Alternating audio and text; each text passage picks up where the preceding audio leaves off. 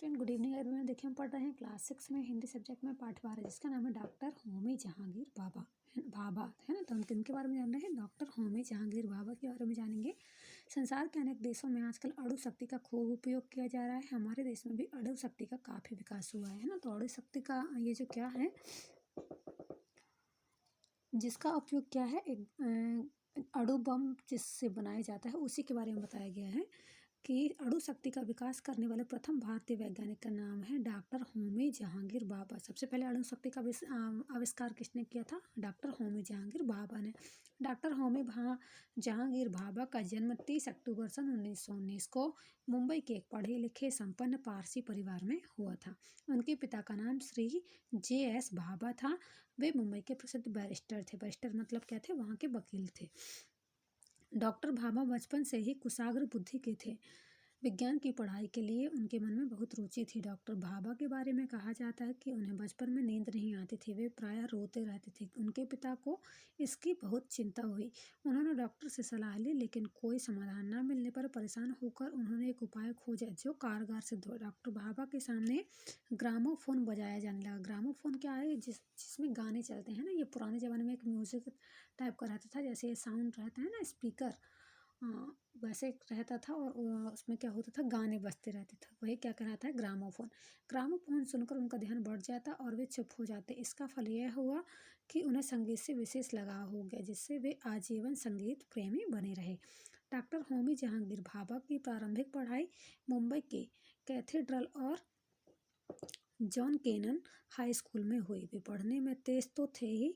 उन्होंने 15 वर्ष की आयु में ही सीनियर कैम्ब्रिज की परीक्षा उत्तीर्ण कर ली। उनके पिताजी उन्हें शिक्षा प्राप्त करने के लिए यूरोप भेजना चाहते थे, परंतु उनकी उम्र कम होने के कारण यह संभव न हो सका। उन्होंने सीनियर एल्फिस्टन कॉलेज में प्रवेश लिया। उसके बाद उन्हें रॉयल इंस्टीट्यूट ऑफ साइंस में दाखिल कराया गया। वहाँ से उन्होंने मुंबई विश्वविद्यालय से EMC की परीक्षा प्रथम श्रेणी में उत्तीर्ण की। मुंबई के बाद आगे की पढ़ाई के लिए वे इंग्लैंड चले गए। वहाँ इंजीनियरिंग की परीक्षा उत्तीर्ण कर उन्होंने अपनी असाधारण प्रतिभा का परिचय दिया, है ना। इसमें हमें किसके? डॉक्टर होमी जहांगीर भाभा के बारे में बताया गया है। उनका जीवन परिचय बताया गया है ना, कि वो किस प्रकार थे और उन्होंने कहाँ कहाँ पढ़ाई की, क्या क्या किया। डॉक्टर होमी जहांगीर भाभा को इंजीनियरिंग के साथ साथ गणित और भौतिक विज्ञान से अधिक प्रेम था। इन विषयों के अध्ययन के लिए वे कैम्ब्रिज के KS कॉलेज में प्रविष्ट हुए। कैम्ब्रिज में पढ़ते समय ही उन्हें यूरोप के विभिन्न देशों में जाकर विद्युत एवं चुंबक संबंधी बातों के अतिरिक्त कॉस्मिक किरण की मौलिक खोजों के संबंध में भाषण करने का अवसर मिला, जिससे उनकी ख्याति फैलने लगी। सन 1941 में उन्हें PhD की उपाधि मिली। अपनी शिक्षा एवं अध्ययन पूर्ण कर वे भारत लौट आए और भारतीय विज्ञान संस्थान बेंगलुरु में रीडर नियुक्त हुए। इसके बाद वे कॉस्मिक किरण संशोधन केंद्र में प्रोफेसर बने। कॉस्मिक किरणों के अनुसंधान के फलस्वरूप उन्हें लंदन की रॉयल सोसाइटी का फेलो चुना गया। देश विदेश में काफ़ी नाम हो जाने से विभिन्न विश्वविद्यालयों ने उन्हें DSc की उपाधि प्रदान कर सम्मानित किया। सन 1951 में वे भारतीय विज्ञान कांग्रेस के अध्यक्ष चुने गए और भारत सरकार ने सन 1954 में उन्हें पद्म भूषण की पदवी से अलंकृत किया। उसी वर्ष वे अणु शक्ति के निर्माण कार्य उपयोग के सिलसिले में जिनेवा में आयोजित अंतर्राष्ट्रीय कांग्रेस के अध्यक्ष चुने गए। डॉक्टर भाभा अणु शक्ति से अणु बम बनाने के पक्ष में नहीं थे। अणु बम से लाखों लोगों की जान चली जाती है, इसलिए वे अणु शक्ति का प्रयोग शांतिपूर्ण रचनात्मक कार्यों के लिए करना चाहते थे। अणु शक्ति का रचनात्मक प्रयोग करने के लिए उनके अनुरोध पर मुंबई में सर दोराबजी टाटा ट्रस्ट द्वारा Tata institute of fundamental research नामक संस्था स्थापित की गई। अब वे बेंगलुरु छोड़कर इस रिसर्च संस्था के डायरेक्टर बनकर मुंबई आ गए।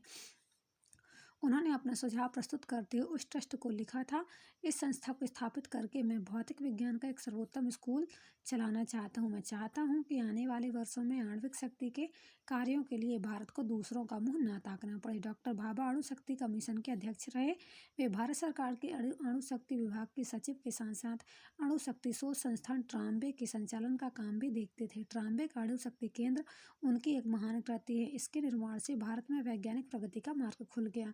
आज यह केंद्र संसार के सर्वश्रेष्ठ वैज्ञानिक संस्थानों में से एक है। डॉक्टर भाभा वैज्ञानिक होने के साथ साथ संगीत प्रेमी तो थे ही, उन्हें नृत्य एवं चित्रकला में भी रुचि थी। उनके बनाए चित्र आज भी उनकी कला की याद दिलाते हैं। उनके माता पिता उन्हें बचपन में चित्र बनाने के लिए प्रोत्साहित किया करते थे। एक बार उन्होंने गौशाला की गाय और बछड़े का सुंदर चित्र बनाया, जिसकी लोगों ने सराहना की। एक प्रसिद्ध चित्रकार ने तो उसे देखकर कहा था, यह बालक एक दिन महान कलाकार बनेगा। बाद में उन्हें चित्रकला की शिक्षा दिलाई गई। उनकी कलात्मक रुचि का भी परिणाम है कि ट्राम्बे के अणु शक्ति संस्थान में बगीचे एवं पौधे की सजावट सौंदर्यपूर्ण एवं कलापूर्ण दिखाई देती है। टाटा इंस्टीट्यूट की गैलरियों तथा कमरों में सजे चित्र एवं वहाँ के उपवन उनकी वैज्ञानिकता एवं कलात्मकता के सुंदर संगम है। डॉक्टर भाभा का जीवन अत्यंत सरल एवं उदार था। वे सदैव दूसरों को बढ़ावा देते रहते थे और उन्हें भरपूर सहायता भी करते थे। उनकी एकमात्र इच्छा थी कि भारत विज्ञान के क्षेत्र में निरंतर आगे बढ़े। 24 जनवरी 1966 को भारतीय विमान सेवा का कंचनजंगा नामक जेट विमान मुंबई से जिनेवा जा रहा था। डॉक्टर भाभा उसी विमान से यात्रा कर रहे थे। जिनेवा के पास एक बहुत ऊंचा पहाड़ था, माउंट ब्लॉक। इसी पहाड़ से टकराकर विमान गिर गया। इस दुर्घटना में डॉक्टर भाभा की मृत्यु हो गई। भारतीय विज्ञान का एक प्रकाशमान दीप सदैव के लिए बुझ गया। भारत के इस महान सपूत की स्मृति में ट्राम्बे के अणु शक्ति केंद्र का नाम बदलकर भाभा अणु शक्ति अनुसंधान केंद्र कर दिया गया। डॉक्टर भाभा आज भले ही हमारे बीच ना हो, परंतु उन्होंने विज्ञान जगत को जो अमूल्य योगदान दिया है, उससे भावी वैज्ञानिकों को सदा मार्गदर्शन मिलता रहेगा। ठीक है बच्चा, तो ये हमारा पाठ था, पाठ 12, जिसका नाम था डॉक्टर होमी जहांगीर भाभा। तो ये इसमें हमको क्या, जो होमी जहांगीर भाभा है उनके बारे में उनका जीवन परिचय बताया गया है। उन्होंने क्या क्या आविष्कार किए, है ना, जैसे अणु शक्ति का आविष्कार किया, उन्हीं के बल पर क्या है, हमारे भारत में आज अणु शक्ति विद्यमान है और हम अणु बम के बारे में जान सके हैं। धन्यवाद।